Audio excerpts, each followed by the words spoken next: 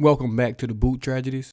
All right, for the first time in a while for the Saints now that we're going to be able to go into this draft, and I think we're going to be able to take the best player available on our draft board, whether it's a quarterback, receiver, tight end, safety, edge, D tackle, linebacker, whatever that position may be, whoever the best player available is, I think he'll be there for them at number 9.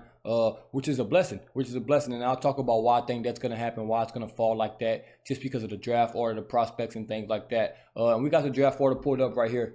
Now, the good thing for the Saints is I don't think we're taking a quarterback at number 9. I don't think we're going to move up to try to take a quarterback. I think quarterback is out of play. They love Derek Carr. I like what I saw from Rattler. Hayner has promise as well. So you have 3 guys in the building that's probably going to be in the building next year. But these other teams in front of us, this is the best case scenario for the Saints the way it played out in this draft. You have Tennessee, quarterback. They need a quarterback. Bad. Levis is not it. Rudolph, not it.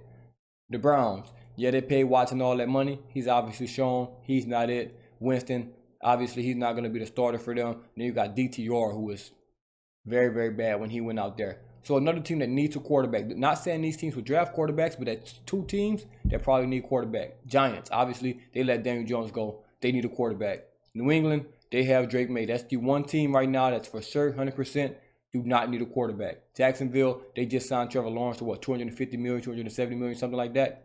Don't need a quarterback. So that's 2 teams right there that don't need quarterbacks. So that's only 2 so far that don't need quarterbacks. Then you got the Raiders. Obviously, they need a quarterback bad. Aiden McConnell or whatever his name is, he's cool, but nah, they need a quarterback. They really, really want Shedeur. At least that's what Mark Davis looked like. He wants Shedeur, the owner. Then you got the Jets. Aaron Rodgers looking like he's going to retire. Guess what? They're going to need a quarterback. Then you got the Panthers. It was looking like they were going to need a quarterback until Dennis Allen saved Bryce Young's career. Now they have Bryce Young. They don't need a quarterback. So only the Panthers, the Jags, and the Patriots. That's 3 teams that don't need quarterbacks. Every other team, like, it's going to be probably 3 quarterbacks taken before we get to pick, which is very, very good for us. Very, very good. I know it's going to be 2 for sure. I think Shedeur and Cam Moore definitely going to be taken before we get to pick. And that's really, really good news for the Saints. Now you having skilled players, position players, linemen, and things like that falling, on your list. So like a guy that's really ranked 5th on your list might drop down to 9th because teams in front of you want to take quarterbacks and things like that. So that's only going to benefit the Saints in the long run in this draft. I'm going to take a look at some of the players in the draft. We can take a look at the quarterbacks real quick just because, why not?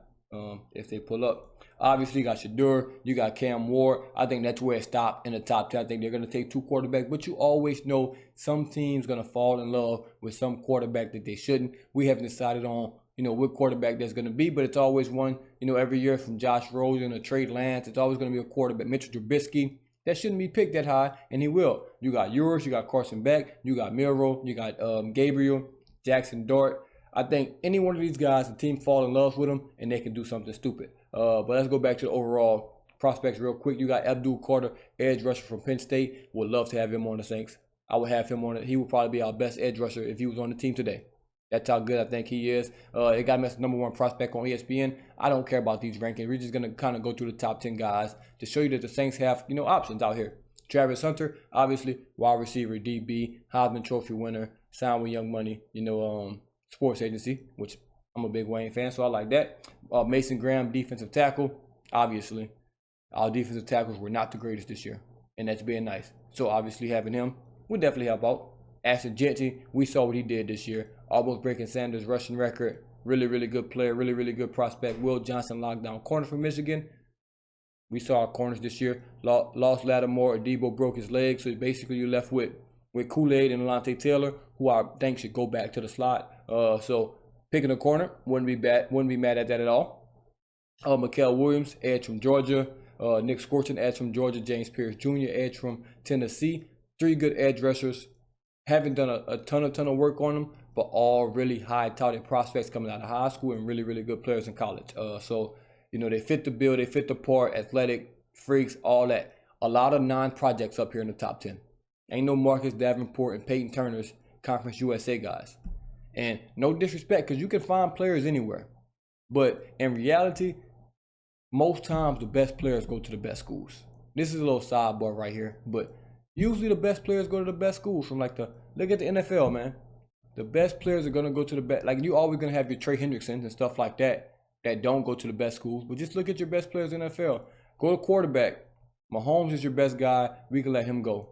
You know, quarterback's always going to be a different just ball game because quarterbacks is just such a weird dynamic. But you look at your receivers with Jettis and Chase, LSU, your cornerbacks, you can give it to Pat Surtain if you want to.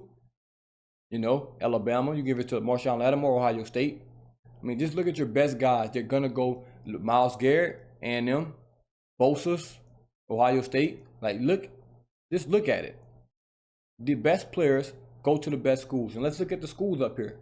Penn State, Jarvis Hunters, he's different because he followed Deion. Colorado, then you got Michigan, Georgia, A&M, Tennessee, another Colorado because like I said, Deion. Ohio State, Georgia, Notre Dame, Texas, Arizona, Penn State, Ole Miss, Miami, Ole Miss, Oregon. Just looking at these guys, highly, highly competitive schools playing really, really good teams. Now let's jump back into this. Obviously, I was on Pierce, Josh Simmons, offensive tackle, Ohio State, Jalen Walker's another edge, Malachi Starks, a safety, who I think is really, really good as well. So it's really, really good prospects out here for the Saints. It's going to be hard to mess this up. We can, and we have, but it's going to be very, very hard to mess this up. A lot of good young prospects out there for the Saints to dive into. Because they're going to have to interview a lot of guys, watch a lot of tape. I mean, that's their job anyway, so it's not like it's a hard thing. I'll do the same thing as well, even though I have no input, just to kind of see, you know, all of these guys and see what they have. I think it's going to be a really, really fun process. Like I said, we have options for the first time. We have options. I'll let y'all know who we're going to draft right now. If everything was the same as last year, we're going to go find a defensive end. Oh, man. Where's the edge? There we go. Let's not go to defensive end. We're going to find a defensive end. And he was going to go to some small school. Let me find my first small school. Boston College, Marshall. We got a guy like this, fell in love with him, drafted him first round. Project guy, you know, from some small school, and just had a blast. That's what the Saints do, because that's what we do. We've done it time and time again. Let's not do that again. Are we going to find a offensive lineman? The same thing. Or some super small school from somewhere. North Dakota State, we're going to take this guy.